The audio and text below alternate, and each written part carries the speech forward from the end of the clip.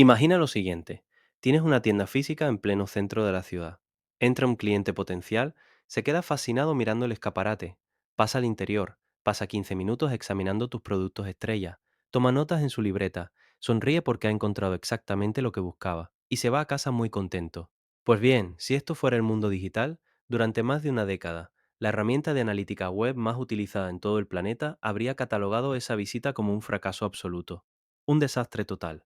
Lo llamaban rebote. Y hoy vamos a ver por qué eso ha cambiado por fin y cómo Google Analytics 4, GA4 para los amigos, ha venido a quitarnos la venda de los ojos. Sí, la verdad es que era hora.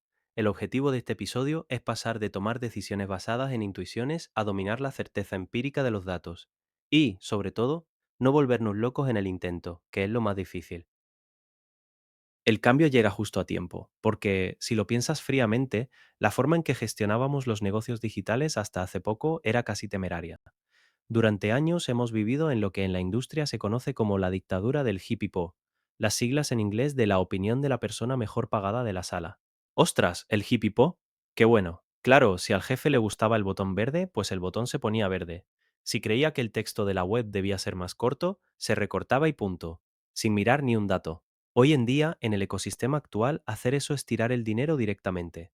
Cualquier idea de diseño o campaña de marketing es simplemente una hipótesis, y GIA4 es el laboratorio que te permite validar o refutar esa hipótesis con pruebas numéricas reales. Es decir, pasas de jugar a adivinar en una sala de reuniones con un café a saber exactamente qué funciona y dónde meter el presupuesto el mes que viene.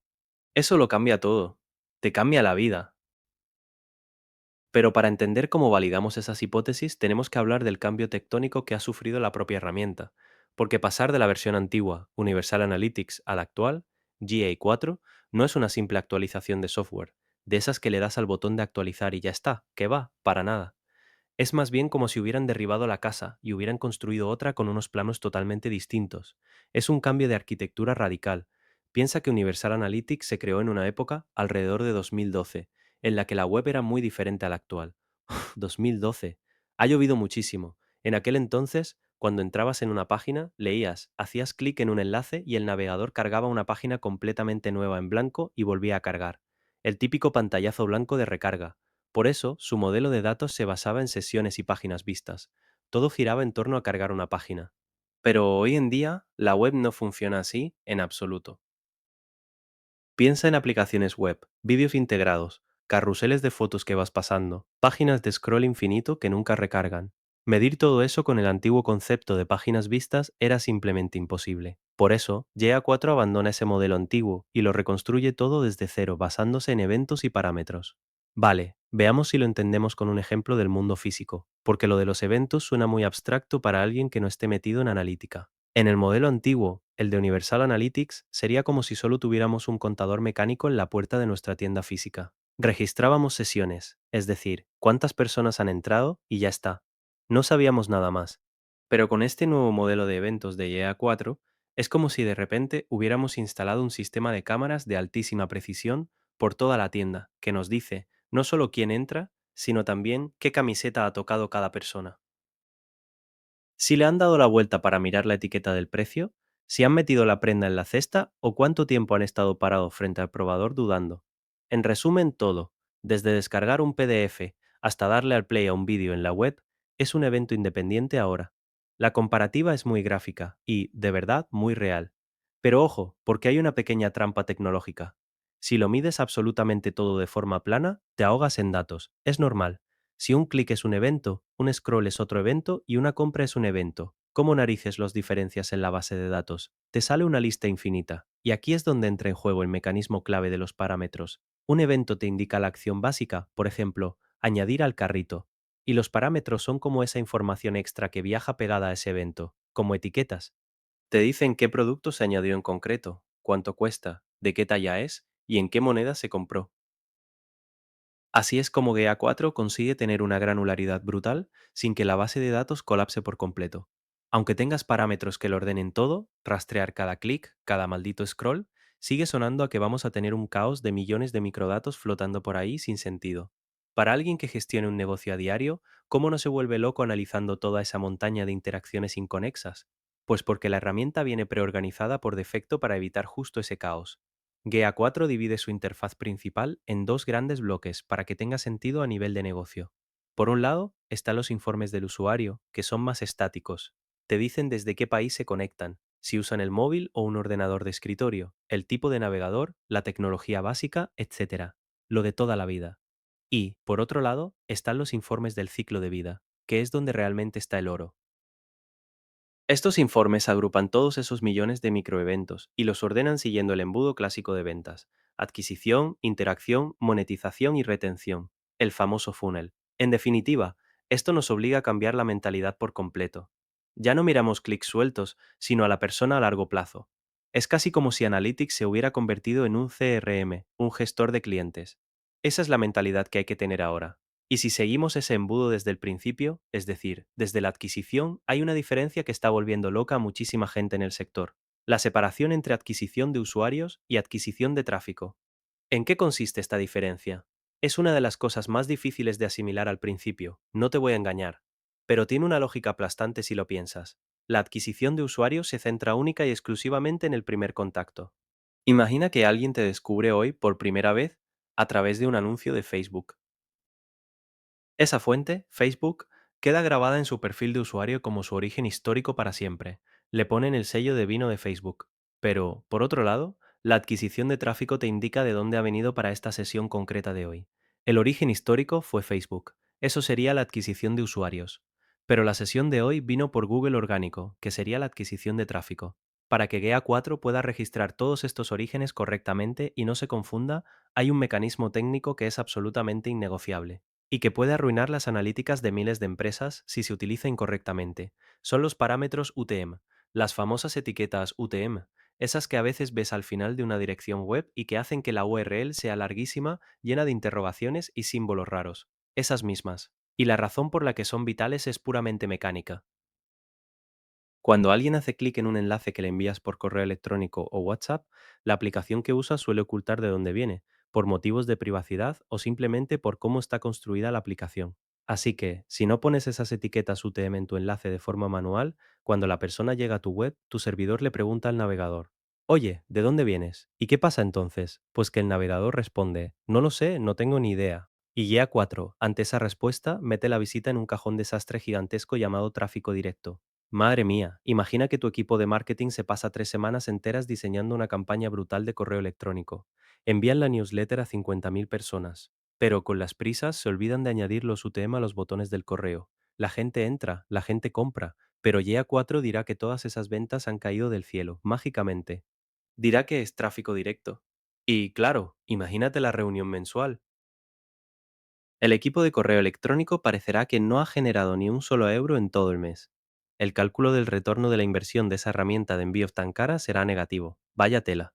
Y a lo mejor el director financiero decide cancelar el servicio de email marketing porque los datos dicen que no funciona. Un error de etiquetado tan tonto te puede costar el puesto o arruinar una estrategia entera. Es un desastre provocado simplemente por no forzar a la URL a decirle a GA4: oye, que este clic viene de la campaña de primavera del correo electrónico. Pero bueno, pongámonos en el escenario más optimista. Somos buenos profesionales, etiquetamos todo perfectamente y sabemos de dónde viene. Pasamos a la siguiente fase del embudo, la interacción. Y aquí es donde entra en juego lo que yo llamo el lenguaje corporal digital. Porque, volviendo a la analogía, si en una tienda física ves que alguien resopla, mira un pasillo, da media vuelta y se va rápido, sabes que algo falla. En el ámbito digital, ¿cómo narices leemos ese lenguaje corporal? Pues en GA4 lo leemos con una herramienta nativa muy potente llamada exploración de rutas. En la versión antigua, Universal Analytics, era muy torpe de usar. Era un horror, sí, pero ahora en GA4 puedes crear diagramas de árboles espectaculares. Puedes decirle al sistema literalmente: muéstrame a toda la gente que terminó en la página de error 404. Ya sabes, la página de no encontrado, la peor página a la que puedes llegar, y muéstrame los 3 clics exactos que hicieron justo antes de llegar ahí. Así descubres de repente si hay un botón importantísimo de tu menú principal que está roto y está mandando a la gente a un callejón sin salida. También puedes ver si la gente que lee un artículo del blog muy técnico luego va a la página de precios. O si intenta comprar, se confunde en el carrito y acaba buscando ayuda en las preguntas frecuentes. Es trazar el mapa de la frustración o de la motivación del usuario en tiempo real. Me parece fascinante. Y si logramos que no se frustren y acaben comprando, llegamos a la fase que más se ignora en la inmensa mayoría de las empresas, la retención. Uf, la gran olvidada. Parece que todo el mundo está obsesionado con meter más tráfico en la parte alta del embudo a base de meter dinero, lo cual es financieramente insostenible a día de hoy. Miremos el mercado publicitario actual. Los costes de adquisición, es decir, lo que te cobran Meta Ads o Google Ads por conseguir un cliente nuevo, están por las nubes. Cada año sube más. Si tu modelo de negocio se basa en que un cliente entre, compre una sola vez y no vuelva jamás, lo más probable es que estés perdiendo dinero en esa primera venta. No amortizas el coste del clic. La rentabilidad está en la repetición. Y para medir esto en GA4, el mecanismo clave es el análisis de cohortes. Vale, la palabra cohorte suena a legión romana, ¿sabes? Suena un poco técnico.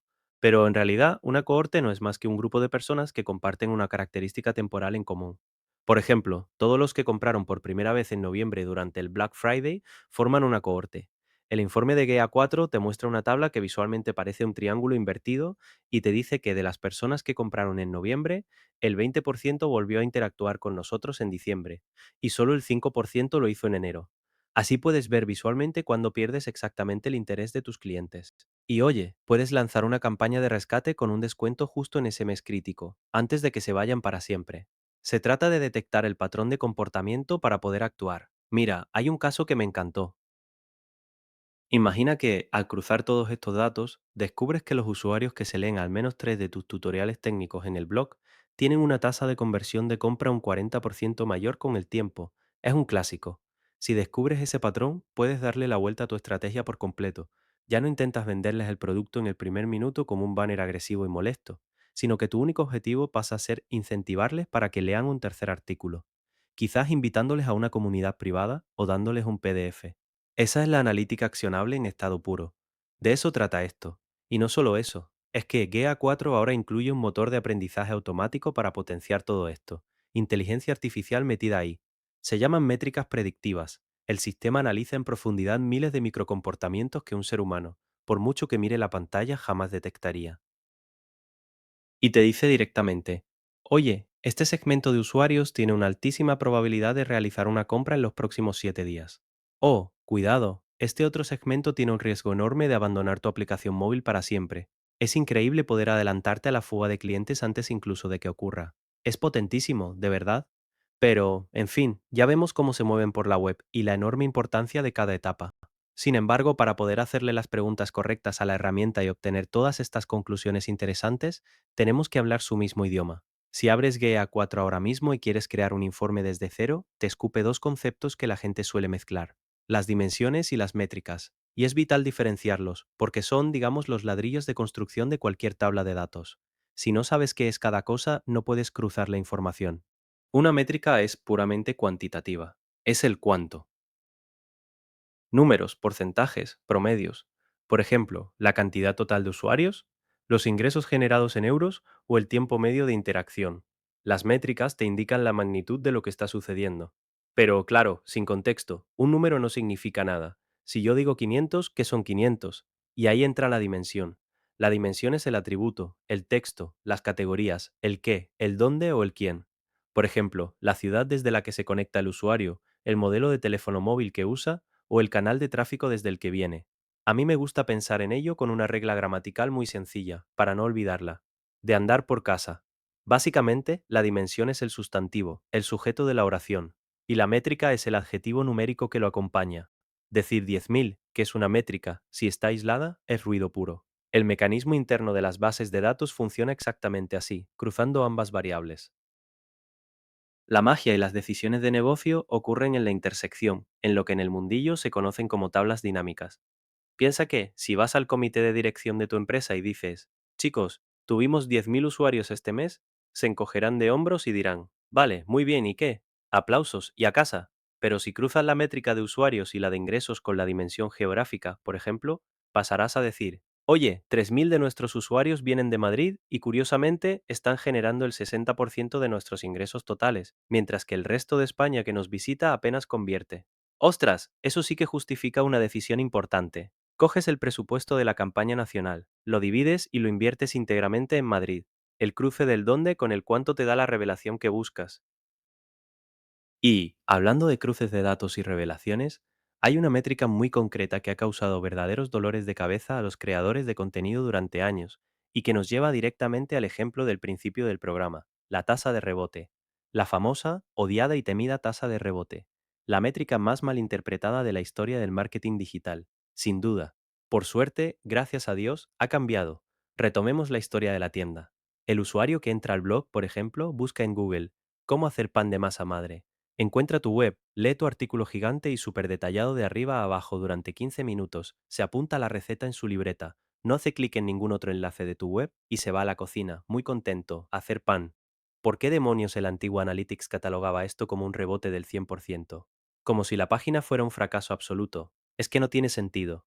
Pues era por una limitación técnica brutal de Universal Analytics. El sistema antiguo funcionaba enviando una especie de pulsos o pings al servidor de Google.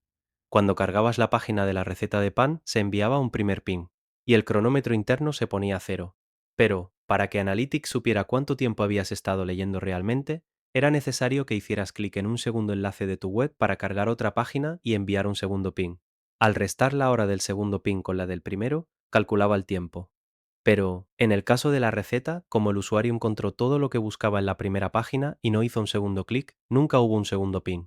El sistema se quedaba ahí esperando de brazos cruzados. Y al final, a los 30 minutos, la sesión caducaba. El sistema veía que solo había habido una interacción inicial, le asignaba un tiempo ridículo de 0 segundos y lo marcaba como rebote. Castigaba el mejor contenido por ser tan bueno que resolvía la duda del usuario al instante en una sola página. Así de triste. Eso te destroza el análisis por completo si haces contenido largo. O si tienes páginas de aterrizaje donde solo quieres que la gente lea una carta de ventas. ¿Cómo arregla Guía 4 semejante desastre técnico? Pues lo soluciona de raíz, sustituyendo la tasa de rebote clásica por un concepto totalmente nuevo, la tasa de interacción. En lugar de depender de que hagas un segundo clic a la fuerza, Guía 4 funciona en segundo plano de forma silenciosa. Mientras haces scroll en la receta o simplemente tienes la ventana activa en el navegador, va enviando señales al servidor. ¡Qué listo! Para que una sesión se considere interactiva y no se marque como un rebote negativo, el usuario debe cumplir al menos una de las tres reglas siguientes. La primera regla es estar más de 10 segundos activos en la web. Segunda regla, ver dos o más páginas. La tercera es completar un evento de conversión importante, como rellenar un formulario o comprar. Con que cumplas una sola de estas tres reglas, ya eres un usuario interactivo. Es decir, que nuestro panadero aficionado, como estuvo 15 minutos leyendo, superó con creces la barrera de los 10 segundos. GEA 4 ahora lo marca como una visita de altísima interacción. Problema solucionado y por fin justicia para los creadores de contenido. Además, te aporta muchísimo más contexto sobre el valor real del tráfico que estás atrayendo. Entiendo perfectamente la teoría, ya sabemos de dimensiones, métricas, tasas de interacción y eventos. Pero bajemos un momento al barro del día a día. Seamos realistas. Un directivo o el dueño de una PIME que está apagando fuegos todo el día no va a entrar cada mañana en la interfaz de GEA 4, bucear por 5 menús diferentes, configurar dimensiones cruzadas y mirar árboles de navegación. Es que no tienen tiempo. Necesitamos un panel de control rápido.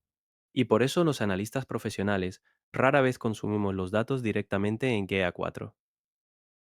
Usamos GA4 como el motor que recopila la información, la sala de máquinas, pero para visualizarla de verdad, sacamos los datos a una herramienta externa, normalmente a Looker Studio, que antes se conocía como Google Data Studio. Y la gran ventaja de esta herramienta es un concepto técnico estupendo llamado data blending, o combinación de datos. Porque los negocios no existen en plataformas aisladas, ¿verdad? Imagina el recorrido real de un cliente. Tú inviertes, por ejemplo, 500 euros en anuncios de Facebook Ads. Esa plataforma, Facebook, es la que tiene los datos de cuántas veces se vio el anuncio y cuánto te costó. Luego, el usuario hace clic en el anuncio y entra en tu web, y ahí es Guía 4 el que recoge todo su comportamiento de navegación.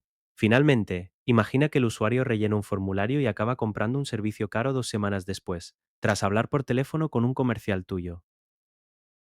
Esa venta final se registra normalmente en tu CRM, ya sea HubSpot, Salesforce o el sistema que uses. Son tres piezas del mismo puzzle, pero están esparcidas por tres bases de datos completamente diferentes. Y ahí está la magia. El data blending te permite conectar las tres piezas en Looker Studio. Mediante identificadores únicos de usuario o usando los correos electrónicos, puedes cruzar el coste exacto de Facebook con el tráfico y el comportamiento de GA4 y con las ventas reales cerradas de tu CRM. todo en un solo gráfico de barras. Así ves el retorno de la inversión real de principio a fin. Ahora bien, cuando te hablan de cruzar bases de datos mediante identificadores únicos y combinar CRM con Analytics, parece que necesitas contratar a un ingeniero de datos. Suena intimidante, ¿no? ¿No es esto de los paneles avanzados y el data blending algo reservado solo para las grandes corporaciones de Silicon Valley? ¿Un pequeño negocio en España no puede montar ese Cristo técnico? No te voy a engañar. Si intentas conectar todo eso desde cero y sin tener conocimientos previos, el primer día sudarás un poco, las cosas como son. Tienes que usar conectores de terceros, herramientas que hacen de puente, y la configuración inicial requiere trabajo, o bueno, contratar ayuda externa puntual. Pero el objetivo final justifica con creces ese esfuerzo inicial, por lo que en el sector se conoce como la regla de los 5 segundos. ¿Qué es eso exactamente? Pues que, una vez montado el panel, cualquier propietario de un negocio debería poder abrir su informe de Looker Studio en el móvil mientras se toma un café por la mañana y saber en menos de 5 segundos si la empresa va bien o mal. ¡Qué maravilla! No hay menús complejos ni hay que bucear. Solo es tu métrica principal. Por ejemplo, los ingresos semanales, con un número enorme en verde si has superado el objetivo o en rojo si estás por debajo y una gráfica de tendencia muy sencilla. Un semáforo de tu negocio. Y lo mejor ni siquiera es el panel en sí, es la automatización que le puedes añadir. GA4 te permite configurar alertas basadas en la detección de anomalías. Son algoritmos que aprenden cuál es tu nivel de tráfico habitual, y puedes configurarlo para que trabaje por ti y decirle, oye, mándame un correo electrónico urgente a mí y a mi equipo, solo si el tráfico orgánico cae de golpe un 30% respecto a la media habitual de las últimas 24 horas. Ostras, así no tienes que mirar las métricas por obligación diaria o por estrés. La herramienta te avisa solo cuando hay un problema real que resolver. Es salud mental directamente para el empresario. ¡Qué pasada! Y para concluir este programa, me gustaría extraer un par de conclusiones que creo que se desprenden de toda la parte técnica que hemos recorrido. La primera es que la analítica, es decir, tener los datos en un panel precioso y muy bien configurado, no sirve de nada si no se hace nada con ellos. La analítica web no es, o no debería ser, un informe estático para mirar por el retrovisor y decir qué bien nos fue. Los datos solo te dan el diagnóstico de la enfermedad, pero el tratamiento lo tienes que aplicar tú. Y eso es el CRO, la optimización del ratio de conversión. Si el diagrama de rutas del que hablábamos antes te indica claramente que el 80% de la gente abandona el proceso de compra justo al llegar a la pantalla de los gastos de envío, tu trabajo de verdad empieza ahí. Tienes que hacer algo. Cambias el diseño del carrito, reduces los gastos, haces una prueba A/B y vuelves a observar los datos una semana después para ver si esa métrica de retención ha mejorado. Es un músculo que hay que entrenar continuamente. Y el segundo punto clave que es inevitable abordar es el gran elefante en la habitación del mundo digital actual, la privacidad. Uf, temazo. Estamos asistiendo al final progresivo de las famosas cookies de terceros y a la aplicación de normativas muy estrictas en Europa, con el RGPD. Cada vez es más difícil rastrear a los usuarios de forma individual y precisa. Es un desafío inmenso para la industria. El analista moderno ya no es solo un técnico que recopila clics, sino que también debe ser un guardián de la confianza y la privacidad del consumidor. Herramientas gigantes como GA4 han tenido que adaptarse, introduciendo sistemas como el modo de consentimiento. Funciona con matemáticas, sí. Utiliza modelos matemáticos muy complejos para rellenar los huecos de información cuando un usuario rechaza las cookies en el banner, por ejemplo, y lo hace estimando su comportamiento sin vulnerar su privacidad. Y fíjate, al cruzar este problemón de la privacidad, con lo que comentábamos antes sobre la inteligencia artificial predictiva de GA4, me surge una duda casi existencial con la que cerrar este episodio. Por un lado, las leyes y el rechazo masivo a las cookies nos están dejando cada vez más ciegos respecto al rastro individual exacto del pasado. Eso es un hecho, pero por otro lado, el aprendizaje automático y la IA son cada vez más buenos analizando datos agregados y patrones para predecir si alguien comprará en los próximos 7 días. Entonces, esto me lleva a pensar, ¿llegará un punto en el que los paneles de Analytics ya no nos muestren lo que la gente hizo realmente? Porque no podremos rastrearlo por temas de privacidad, sino que nos mostrarán simulaciones estadísticas casi perfectas de lo que probablemente harán. ¿Pasaremos de ser analistas de datos del pasado a gestores de futuros simulados? Es una reflexión muy profunda. Y, viendo cómo evolucionan los modelos de aprendizaje automático precisamente para suplir la falta de cookies, te diría que ese futuro está muchísimo más cerca de lo que pensamos. Ya casi estamos ahí. Es para darle unas cuantas vueltas a la cabeza esta noche. Lo que está claro es que el océano de los negocios digitales sigue siendo enorme y muy complejo. Pero al menos con GA4 bien configurado y entendiendo estas bases, nos hemos quitado la venda de los ojos y por fin tenemos un mapa real. Sin duda. Gracias por acompañarme en este episodio. Si quieres profundizar en todo lo que hemos hablado hoy, recuerda que este podcast se basa en un artículo de mi blog donde desarrollo cada uno de estos puntos con más detalle y pongo ejemplos prácticos. Encontrarás el enlace directo en la descripción del programa. Nos escuchamos en el próximo capítulo. Hasta pronto.